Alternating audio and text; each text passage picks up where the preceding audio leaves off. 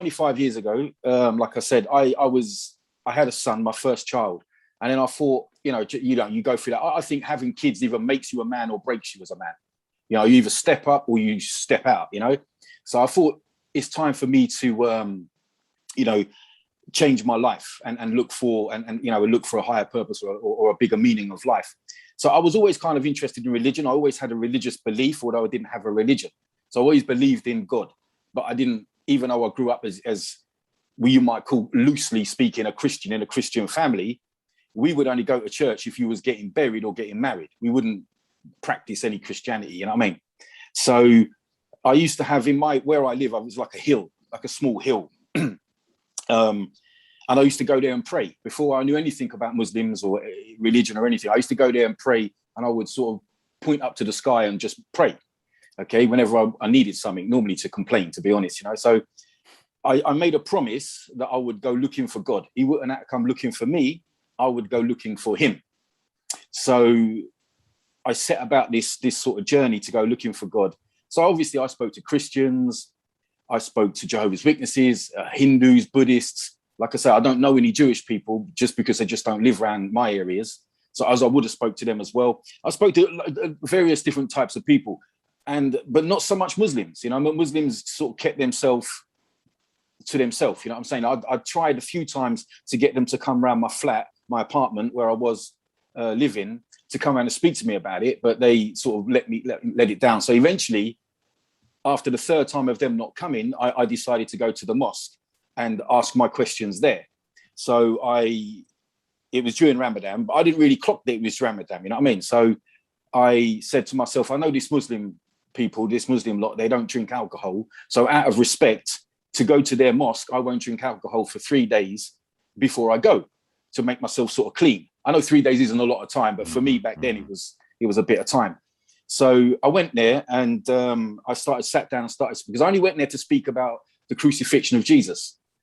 You know what I mean? Because for me, it was like natural that he was crucified, because that's what we'd been brought up listening to. So I went in there to ask this question, and I sat down with an Arab brother, and we got talking, and he explained it to me. Then he explained about Tawheed and et cetera, so certain basic fundamentals. And that was me. I was done. I'd found it. I'd found that answers that I was looking for, that feeling that I wanted. I'd found it. So I took my shahada then. I took my shahada in the masjid that moment, that day, and I fasted the next day. And I never drunk alcohol since then. You know what I mean? So that's like the sort of quick version of how I become Muslim. All this took probably about a year. If you used to take it from beginning, But hold on. You said that you got the feeling you were looking for. What exactly were you looking for here? Like I said, brother, I mean, I've always believed that there was a God, but I couldn't put him into any particular religion or category. But when I used to go and pray, I would just pray to God. I would just go stand on a hill and just pray, just point up to the sky and pray. But I didn't believe Jesus was God, even though I was brought up in a Christian, sort of, culturally Christian, you know what I'm saying? I was brought up culturally Christian. I didn't believe that Jesus was God. I just believed there was a God. So, and I knew that I had to find that God. I knew that I had to find that God. And I didn't think it would be Islam, because Islam would be the religion that if you was to step back and look at every religion individually, you'd pick it least, because it means you can't have a girlfriend, you can't go out drinking. There's a lots of things that you can't do as a Muslim. So you'd look at them and say, well, that one's difficult. I'm not going to do that. Whereas something like Christianity or Buddhism or something is a lot easier. You have a lot more what you would think are freedoms. So I didn't go looking for Islam. I just went looking for God. And I went to the masjid. I went to the mosque that day, and didn't go there with the intention of becoming Muslim. The people that I met there definitely didn't think I was going to become Muslim. And that was enough, right? Because I think sincerity and the truth are very compatible. They're very like a marriage, isn't it? So if someone's actually sincere in what they're talking about, and you tell them the truth, you know what I mean? They're going to take to that. Them two things are going to come together, I think it is true that what a lot of converts and reverts say, that like the last time that they drank, they didn't know it would be the last time they drank. You know what I mean?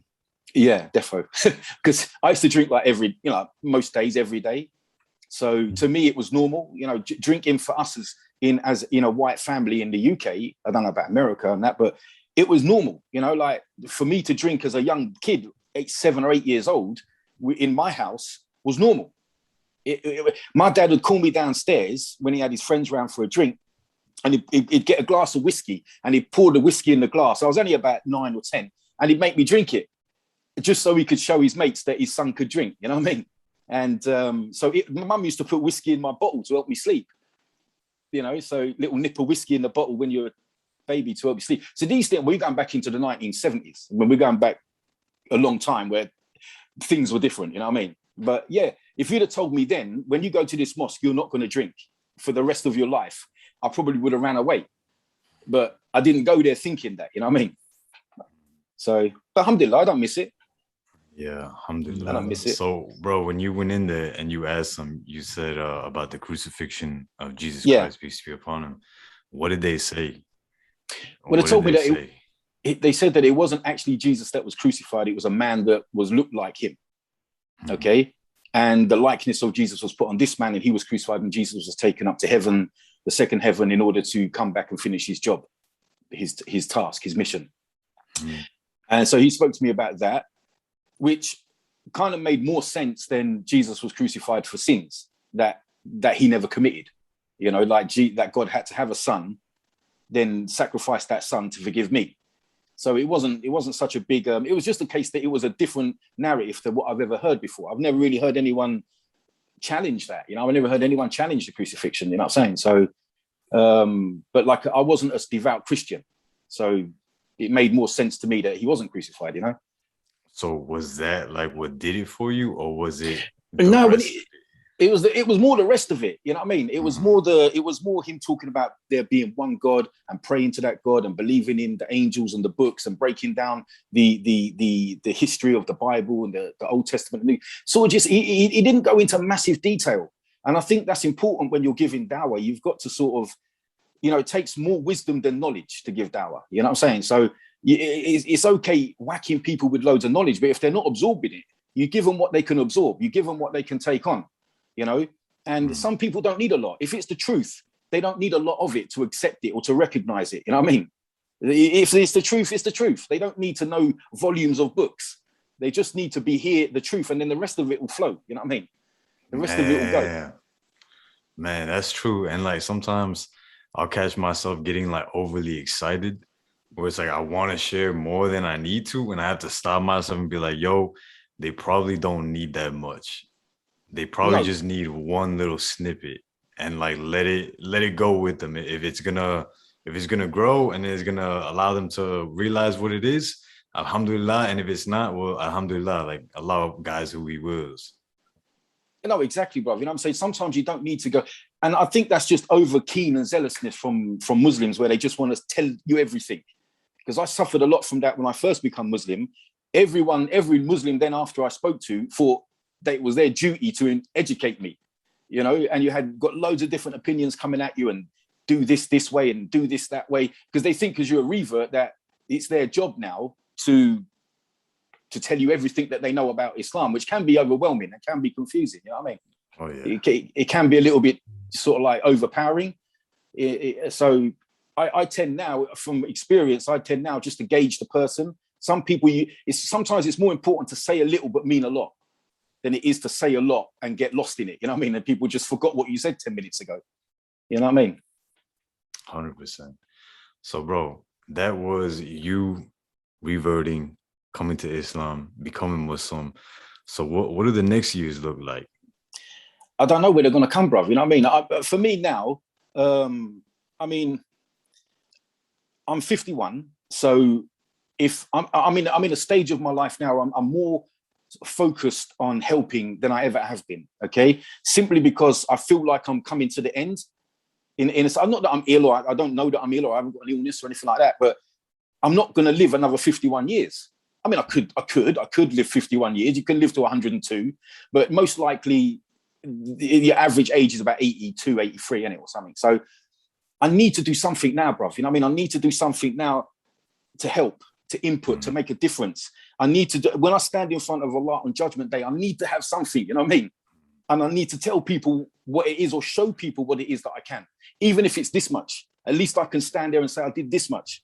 You know what I mean? So I kind of have I'm kind of feeling that urgency to sort of help. And I've been a Muslim. I'm not a scholar or anything, obviously you can tell, but 25 years in the religion, now it gives me an insight that people that have been in the deen 2 or 3 years don't have yet. You know, they're still young. They still got changes to make. So if I can even pass down some of those experiences and life experiences to them, then that's something. You know what I mean? Mm-hmm. Inshallah. Alhamdulillah, bro. I was referring to what happened in the years after reverting. Oh, but, sorry, I thought you meant from this minute on. I don't. Yeah, you're good though. Right. Like, I want to know about what you're talking about here, what you want to do to help. But before we get into that, tell me what happened after you reverted. Like, what led to this point? Right. Okay. So when I reverted, I had a girlfriend. I was living with my girlfriend in what we call a flat, you call an apartment. And after a couple of weeks, it was become clear to me that I couldn't stay in that apartment with her. Okay. So then I moved back to my mum and dad's house, which was only up the road. And I kept in contact with her, obviously, because we had a child together and a newborn baby together at that point. So then I just started to learn how to pray. I was going to the masjid on a daily basis. You know, every day I would hit there for at least Isha, at least the last prayer when I got home from work. And after, I don't know, maybe a couple of few months, she became Muslim. And then her sister became Muslim. And then her mum became Muslim. And then my dad became Muslim. And then my mum became Muslim. And then, so there was this little like ripple effect, this little spread effect. So we ended up me and this woman, we ended up not getting married. We decided that it wasn't the best move for either one of us. We would still maintain a sort of friendly relationship contact, you know. And then she went off and got married to another Muslim man, which was fine. Then her sister's boyfriend became Muslim, and then they got married. So I kind of, I don't know. I mean, it was just a case of I just went on this journey. So after this, I was living at mum and dad's house, and then, you know, it would be like my dad would go, you know, about 6 o'clock, 5:30, 6 in the morning. My dad would come out of the bedroom and go to the toilet, you know, and then he would see my bedroom light on and the door open just a little bit, and he could see me sort of praying Fajr. So that's what intrigued my dad, and then my mum, in order to ask questions and be Muslim. It's not so much sitting down and having long, deep conversations about religion. It was more a case of the change in personality and the change in me.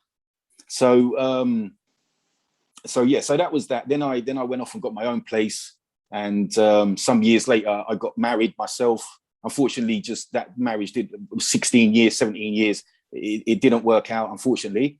And but I had three children off of that woman, and from then on, bro, I've gone through different phases, though. You know what I mean? I've gone through, you know, when you're a new Muslim, you kind of go. It's like jumping into a river and just getting swayed down. Sometimes you kind of mix in with certain people and certain groups, and you go down a little bit with them, and then in the beginning, I was with a group called the Tabligis.